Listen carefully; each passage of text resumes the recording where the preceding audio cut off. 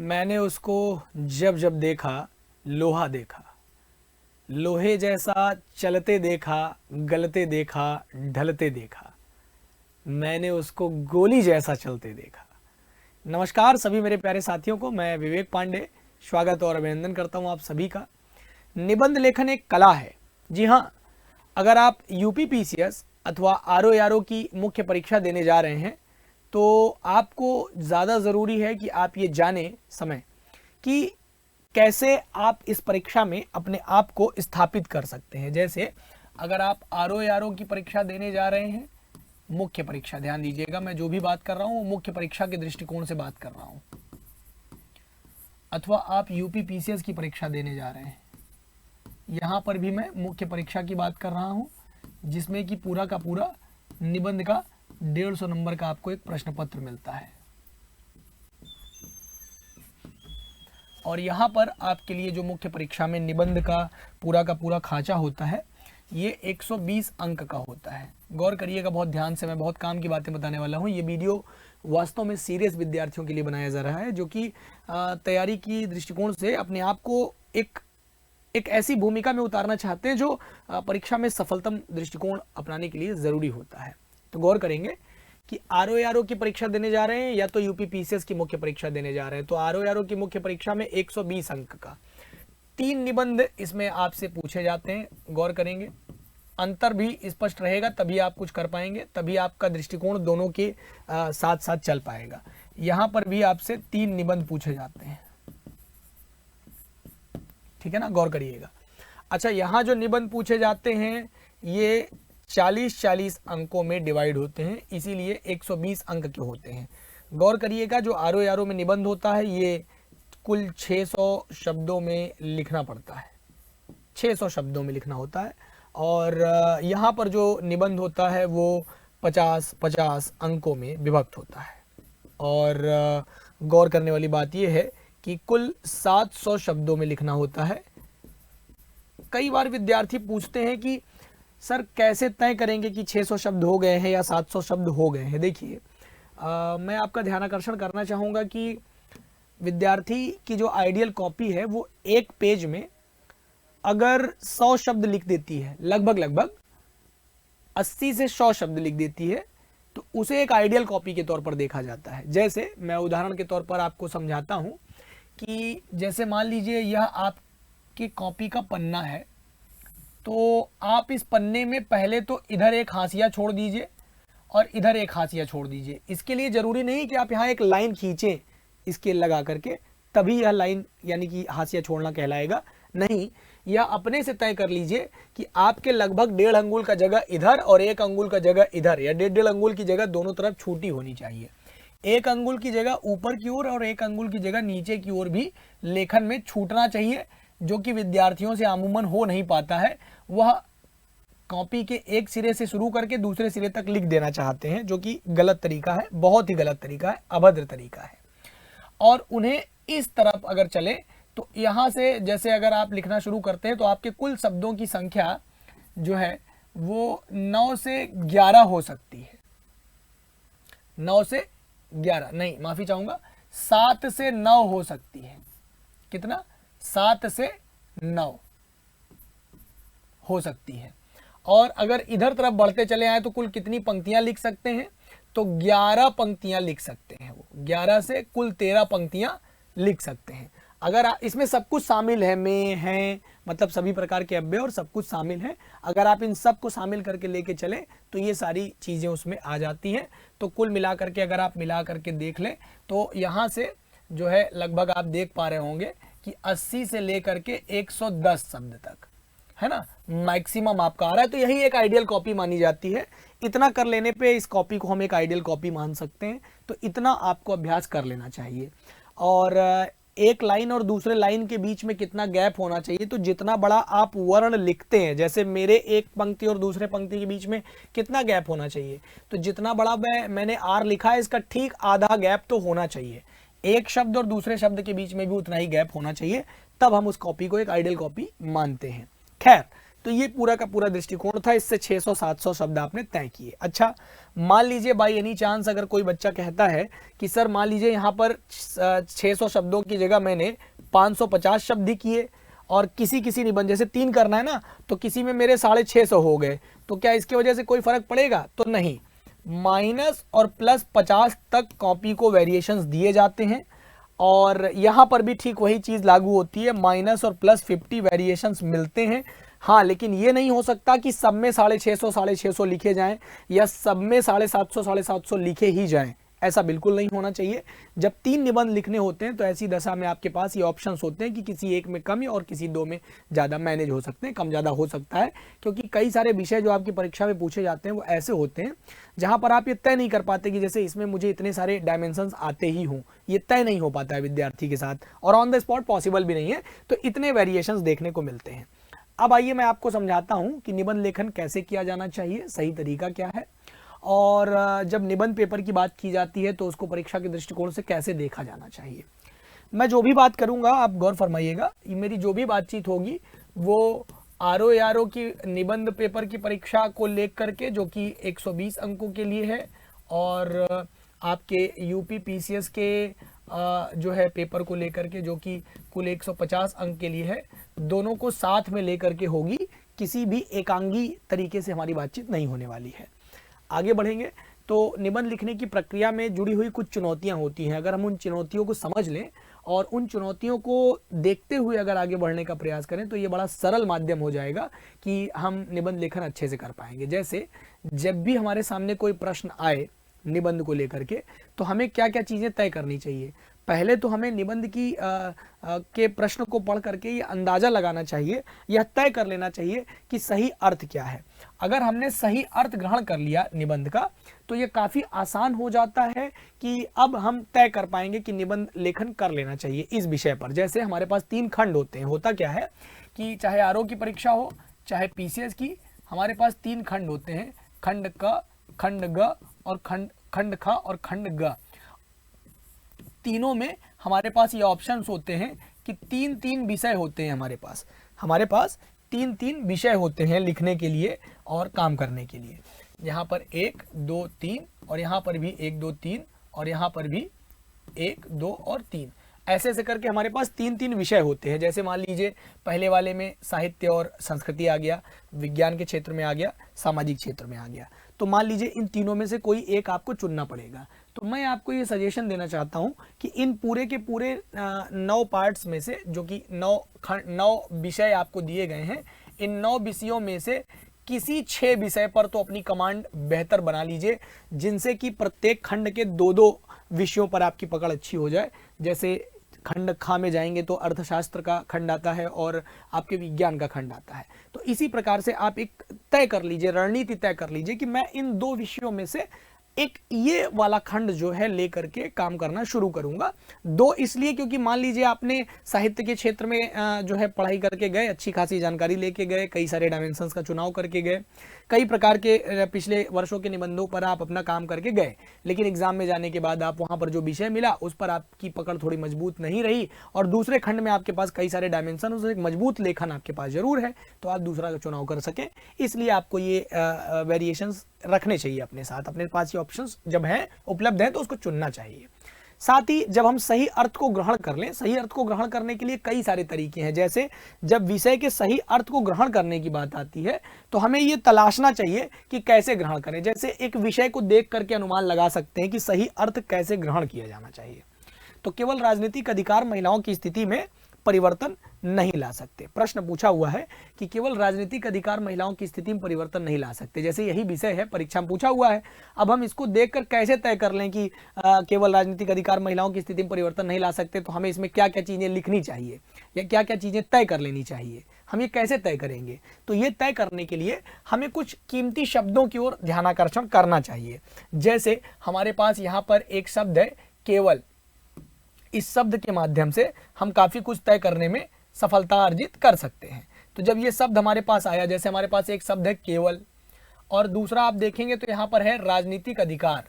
राजनीतिक अधिकार हमारे सामने एक शब्द है जिसके माध्यम से हम ये देख सकते हैं कि राजनीतिक अधिकार और किसके लिए, तो महिलाओं की स्थिति में। किसके लिए, तो महिलाओं की स्थिति में बात हो रही है। और यहाँ पर एक नकारात्मक शब्द का प्रयोग किया गया है नहीं। और इन सब में जो सबसे ज्यादा महत्वपूर्ण है वो है केवल। इस बात को इस प्रकार से समझना बड़ा अच्छा रहेगा और सरल रहेगा, जैसे मैं कहूं कि केवल रोटी से मेरी भूख नहीं मिट सकती।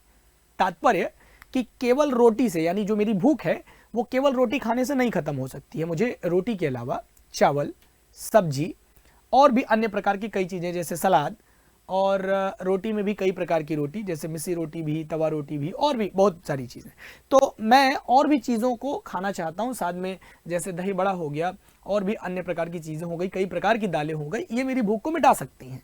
तो कहने का तात्पर्य कि जब किसी भी चीज़ में केवल शब्द लग जाए तो ये इस बात को तय करने के लिए काफ़ी है कि वहाँ यह कहा जा रहा है कि केवल ये चीज़ नहीं, मतलब यह तो शामिल है ही, यह तो शामिल है, परंतु कुछ अन्य तथ्य भी शामिल किए जाने चाहिए,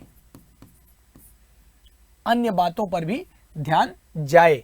मतलब राजनीतिक अधिकार अगर महिलाओं को दे दिए जाएं तो महिलाओं की स्थिति में सुधार की संभावना देखी जा सकती है। हमारे यहाँ राजनीतिक अधिकार के तौर पर महिलाओं को राजनीतिक अधिकार प्राप्त हैं, लेकिन केवल राजनीतिक अधिकार मात्र से महिलाओं की स्थिति में खासा परिवर्तन देखने को नहीं मिल रहे हैं। अगर इसमें हम कुछ और परिवर्तन लाना चाहते हैं महिलाओं की स्थिति में, यानी महिलाओं की स्थिति में कुछ और परिवर्तन लाने के लिए हमें राजनीतिक अधिकार के अलावा भी अन्य कई अधिकार देने पड़ेंगे। ये बात हमने सवाल से तय कर लिया। फिर हम दूसरा ये तय करेंगे कि अब इसमें क्या क्या अधिकार और दे सकते हैं जिससे महिलाओं की स्थिति में परिवर्तन आ जाए। जैसे राजनीतिक अधिकार नहीं मिल सकते तो कौन कौन से वो अधिकार हैं जिन अधिकारों को प्राप्त करके महिला की स्थिति में परिवर्तन लाया जा सकता है, इस पर विचार किया जाना चाहिए। ऐसे कुछ शब्दों को मैं आपके सामने रख देता हूं जो आपकी परीक्षा में आपकी खासा मदद कर सकते हैं। जैसे ऐसे कुछ शब्द हैं जैसे केवल, ये तो आ ही गया।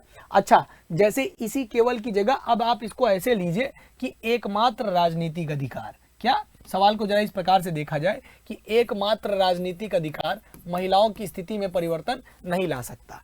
अभी भी the demand of the topic change नहीं हुई है बहुत ज़्यादा, यानी कि एकमात्र रोटी से मेरा पेट नहीं भरेगा। तो आप इसको ऐसे समझिए कि एकमात्र रोटी के अलावा, यानी रोटी के अलावा भी मुझे अन्य चीज़ें चाहिए, यानी कि ये जो केवल है और ये जो एकमात्र है, ये डिमांड नहीं बदल पाते ज़्यादा टॉपिक की। लेकिन यहीं पर अगर आप डिमांड को समझना चाहते हैं तो इस बात से समझिए कि केवल राजनीतिक अधिकार ही, यहां पर मैं विषय को बदल रहा हूं और इस बात को ऐसे समझिए, केवल राजनीतिक अधिकार ही महिलाओं की स्थिति में सुधार नहीं ला सकते। तो अभी भी राजनीतिक अधिकार ही महिलाओं की स्थिति में सुधार नहीं ला सकते। डिमांड अभी भी वही है टॉपिक की, अभी भी वही चीज कह रहे हैं कि राजनीतिक अधिकारों के अलावा अन्य अन्य चीजें आ जाएं तो हम परिवर्तन नहीं ला सकते, अन्य अन्य चीजें आ जाए तभी परिवर्तन संभव है, केवल राजनीति संभव नहीं है। लेकिन यहीं पर अगर हम इस नहीं को काट दें और मैं कहूं कि केवल राजनीतिक अधिकार ही महिलाओं की स्थिति में सुधार ला सकते हैं, तो ये पूरी तरह से demand of the topic change हो चुका है। यानी कि हमें समझना पड़ेगा बहुत कायदे से कि विषय का सही अर्थ क्या है, और विषय के सही अर्थ को ग्रहण करने के लिए मैं आपको कुछ टिप एंड ट्रिक्स प्रोवाइड कराता हूं, कुछ तरीके मैं बताता हूं कि अगर ये शब्द मिल जाए, केवल, एकमात्र, ही, भी, यही, वही, संभव असंभव, सत्ता शक्ति, साथ साथ, सर्वाधिक, न्यूनतम, अनिवार्यतः, संभवतः, चाहिए, तो इन शब्दों को देख करके हम ये अनुमान लगा सकते हैं कि इन शब्दों के बिहाफ पे अगर हम पूरे टॉपिक के डिमांड को समझें और डिमांड की बेसिक नीड्स को समझ करके कई सारे डायमेंशंस क्रिएट कर लें तो ये बहुत अच्छा होगा हमारे निबंध के लिए। हम पूरा निबंध बहुत संतुलित तरीके से और बहुत तथ्यात्मक बात करते हुए निश्चित रूप से आगे बढ़ पाएंगे। यानी कि ये वे शब्द हैं जैसे राजनीतिक अधिकार के साथ साथ महिलाओं की स्थिति में अन्य वो सभी अन्य क्या चीजें हैं जो परिवर्तन ला सकती हैं। तो साथ साथ आ गया राजनीतिक अधिकार सर्वाधिक महिलाओं की स्थिति में परिवर्तन ला सकते हैं, ये विषय आ गया। तो राजनीतिक अधिकार पर बल देना है, यानी कि हमारी जो मेन बॉडी होगी तब क्या होगी, हमें इस अधिकार पर विशेष बल देते हुए लिखने की आवश्यकता पड़ेगी।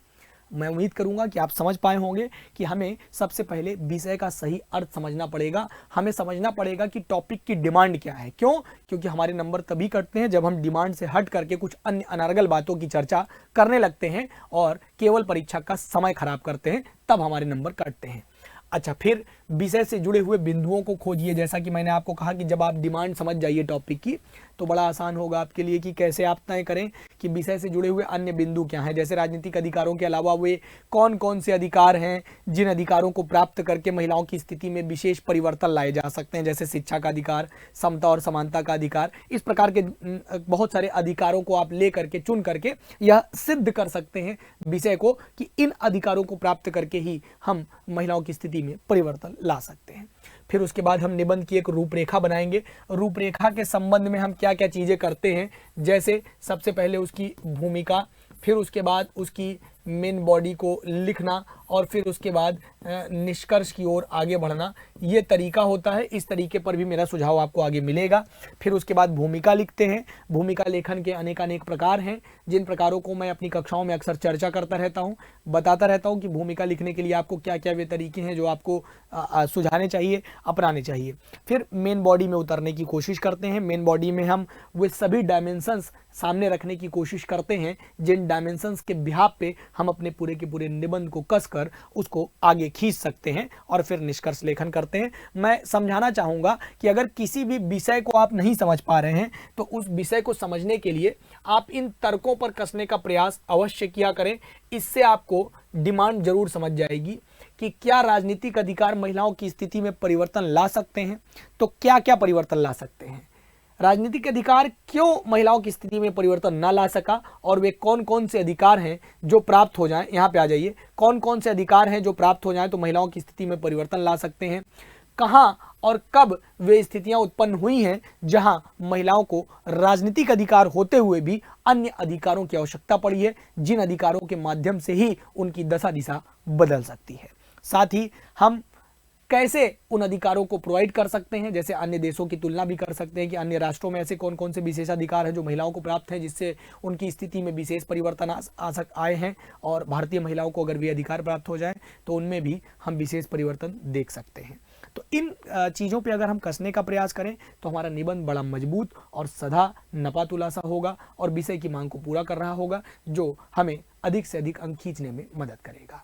साथ ही मैं बताना चाहूँगा कि अपने विषय में जब रूपरेखा तैयार करिए तो उसमें भूमिका जो शुरुआत होती है कैसे करेंगे, मतलब जिसको कहते हैं ना कि प्लेटफॉर्म क्या होगा, तो इस प्लेटफॉर्म पर उसको तैयार करने की कोशिश करनी चाहिए। जैसे हमारा जो प्लेटफॉर्म है उसमें भूमिका लिखना, भूमिका के बाद हम विषय को स्पष्टीकृत करते हैं, फिर उसके बाद विषय के पक्ष में तर्क करते हैं, विषय के पक्ष में जो भी तर्क हमारे पास हैं तर्क वितर्क करने का प्रयास करते हैं और विषय की सीमाओं को उजागर करते हैं कि जो टॉपिक की डिमांड है वो कहाँ कहाँ तक फैली हुई है, उसकी विस्तारित रूपरेखा को उजागर करने का प्रयास करते हैं और फिर उसके बाद हम निष्कर्ष लेखन पे उतर जाते हैं। हमेशा ये कोशिश करनी चाहिए कि निष्कर्ष कई प्रकार से वैसे तो लिखा जा सकता है। जैसे निष्कर्ष लेखन में हम भविष्य की चीज़ें दिखा सकते हैं, भविष्योन्मुखी हो सकता है निबंध हमारा निष्कर्ष के रूप में, या फिर हम निष्कर्ष में जो पूरी की पूरी निबंध हमारे लिखे गए हैं उसके कुछ कुछ तथ्यों को यहाँ पर उजागर कर सकते हैं जो मेन पार्ट्स हैं, और उसके बिहाफ पर हम उसको ख़त्म कर सकते हैं। साथ ही हम निष्कर्ष को बड़ी भयावह और तार्किक दृष्टिकोण से भी देख सकते हैं कि अगर ऐसा ना हुआ तो ये चीज़ें हो सकती हैं, इस प्रकार से उसे कर सकते हैं। साथ ही मैं बताना चाहता हूँ कि किसी भी निबंध में चाहे विषय आपके पास कुछ भी आए, उनमें इन सभी आयामों को कसा जाना चाहिए। अगर किसी निबंध के किसी विषय में आपके पास ये सभी आयाम नहीं है तो इनमें से कम 4 या 5 डायमेंशंस तो जरूर होने चाहिए। जैसे आपके पास सामाजिक सांस्कृतिक आयाम होना चाहिए किसी भी विषय के पक्ष में। यदि सामाजिक आयाम, जैसे विषय अगर सामाजिकता की मांग करता है, सांस्कृतिक होने की मांग करता है, तो सांस्कृतिक आयाम उसके पास होंगे। अगर उसके संबंध में आपके पास कुछ तर्क हैं, जिन तर्कों और जिन कंटेंट्स के माध्यम से आप विषय को जो है प्रूफ कर सकते हैं उसके पक्ष अथवा विपक्ष में उतर के, तो वो तरीका अपनाना चाहिए। साथ ही साथ आपके पास कुछ राजनीतिक या प्रशासनिक आयाम हो तो उस पर बात करनी चाहिए। आपके पास अगर विषय के संबंध में कोई आर्थिक आयाम हो, जैसे अगर आर्थिक समानता दी जाए पुरुषों और महिलाओं को, तो दोनों को समान सरोकारों में रख करके हम देश का भविष्य बदल सकते हैं, तो इस प्रकार से आर्थिक आयाम को देखना चाहिए। कुछ ऐतिहासिक आयाम हो सकते हैं विषय के पक्ष में, तो उनको सामने रखना चाहिए। अगर हमारे पास उनके विषय के संबंध में कुछ वैज्ञानिक आयाम हो, जैसे महिला और पुरुष के समान सरोकारों को लिए बिना, समान सरोकारों के बिना भारत का विकास संकटग्रस्त है, तो ये विषय आपकी परीक्षा में आ चुका है। तो अब यहाँ पर आप वैज्ञानिक तकनीकी आयाम का प्रयोग करेंगे। कैसे? अगर वैज्ञानिक दृष्टिकोण से वैज्ञानिक परिस्थितियों को देखें तो उसका आकलन करें, तो आप एक डेटा दीजिए जिसमें दिखाइए कि महिलाओं की भूमिका जो है वैज्ञानिक दृष्टिकोण से पुरुषों के मुकाबले काफ़ी कम दिखाई पड़ती है, जिससे हम ये तय कर सकते हैं कि अगर महिलाओं को भी बराबर की भूमिका दी जाए और महिलाएं भी यहाँ पर बराबरी का हक लें, कंधे से कंधा मिलाकर आगे बढ़े, तो हम दोनों के सरोकारों को सामने रख सकते हैं और दोनों का सरोकार होगा तो हम देश का विकास जो है आगे बढ़ा सकते हैं। देश का विकास संकटग्रस्त नहीं रहेगा, अथवा दोनों का विकास नहीं होने के कारण देश का विकास संकटग्रस्त है। इस प्रकार से उसके पक्ष अथवा विपक्ष में उतर करके हमें बात करनी चाहिए। हम मनोवैज्ञानिक आयाम को यानी कि साइकोलॉजिकल पॉइंट्स को भी रख सकते हैं। अगर साइकोलॉजिकल पॉइंट्स अगर उपस्थित हैं विषय के पक्ष में या विपक्ष में तो आप जरूर रखिए।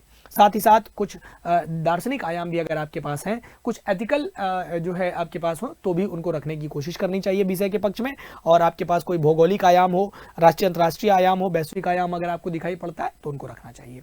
इन सब के संबंध में आपको लगातार विषय की जानकारी होनी ही चाहिए। देखिए, मैं फिर से कहूंगा कि निबंध लेखन एक कला है और इस कला को समझने के लिए थोड़ा समय देना पड़ता है। जरूरी नहीं कि आप पहला ही निबंध लिखें और बहुत बड़ा श्रेष्ठ हो, लेकिन ये भी जरूरी नहीं कि आप 10-15 बार 20 बार लिखें और ना कर पाएं। तो आप प्रयास करते रहिए। प्रयास ही सफलता की कुंजी बनेगी और अभ्यास ही सफलता की जननी है। यानी कि जो विद्यार्थी लगातार 2 से 3 माह इन सभी पक्षों पर ध्यान देते हैं, गौर करते हैं, उन्हें सफलता अवश्य मिलती है। मैं इसी संबंध में आपसे बात करना चाहूँगा कि अगर आप चाहते हैं हमारे द्वारा कोई आंसर राइटिंग की एक बैच मिले जिसके माध्यम से मैं आपको निबंध सिखा सकूं, मैं आपको पत्र लेखन सिखा सकूं, मैं इन सभी संबंध पर आपसे बात कर सकूं, तो आप हमारी बैचेज ले सकते हैं। मैं आपको बताना चाहूँगा कि इस समय होली हंगामा ऑफर चल रहा है, जिसमें हमारे होली के उपलक्ष्य में 90% तक का डिस्काउंट आपको दिया जा रहा है। सभी ऑनलाइन कोर्सेज पर 100% तक की कैशबैक की व्यवस्था है। देखिए, बाल्टी भरी हुई है एकदम। और जो विद्यार्थी हमसे पहले किसी भी बैच में पढ़ चुके हैं उन्हें सभी पेड स्टूडेंट्स के लिए 10% का एक्स्ट्रा डिस्काउंट दिया जा रहा है। जी हाँ, ये 10% का एक्स्ट्रा डिस्काउंट आपके लिए एक्स्ट्रा लाभ होगा। इसके लिए आपको क्या करना पड़ेगा? होली नाम का कूपन कोड अप्लाई करना पड़ेगा। जैसे ही आप ये कूपन कोड अप्लाई करेंगे आपको अतिरिक्त लाभ मिल जाएगा 9 से 22 मार्च तक। जी हाँ, ध्यान रखिएगा, 9 से 22 मार्च तक ही ये छूट आपको उपलब्ध होगी, हमेशा के लिए नहीं। आप हमारे यूपी पीसीएस के प्रीलिम्स 2025 बैच से जुड़ सकते हैं, जो कि एक सीरीज बैच है जिसका ऑफर प्राइस जो है महज 750 रुपये है। आराम से आप सभी विद्यार्थी ले सकते हैं, तो इसे ज्वाइन कर सकते हैं। साथ ही आपको बता दें, आपके लिए हमारे पास एक आरंभ बैच है जो कि संपूर्ण तैयारी में दिया जा रहा है, जैसे जिसकी स्टार्टिंग डेट जो है वो 15 अप्रैल है और ये लाइव फ्रॉम स्टूडियो होगा ये बैच।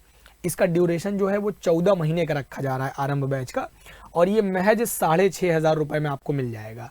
ये महज 6,500 रुपये, मतलब बहुत ही नगण्य मात्र के शुल्क में ये संपूर्ण तैयारी बैच है। संपूर्ण तैयारी बैच का मतलब समझते हैं, जिसमें आपको यूपी पीसीएस फाउंडेशन की कंप्लीट तैयारी कराई जाएगी। ये फाउंडेशन है आपकी न्यू मजबूत करने वाला बैच है। इस बैच से आपको सब कुछ मिल जाएगा, सब कुछ मतलब सब कुछ, कुछ भी छूटेगा नहीं, कुछ भी बचेगा नहीं। तो इस बैच का आप हिस्सा बन सकते हैं।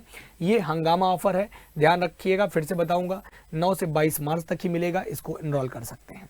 एक आंसर राइटिंग बैच है आप लोगों के लिए, यूपी पीसीएस मेंस के विद्यार्थियों के लिए। जिन बच्चों का इस बार प्री निकल चुका है वह मुख्य परीक्षा के लिए हमसे अवश्य जुड़ें। इसके लिए आप लाइव फ्रॉम क्लासरूम बैच का हिस्सा बन सकते हैं, जिसमें आपकी जो स्टैंडर्ड फीस होगी वो 5700 रुपये होगी और जो प्राइम की फीस होगी वो 7500 रुपये होगी।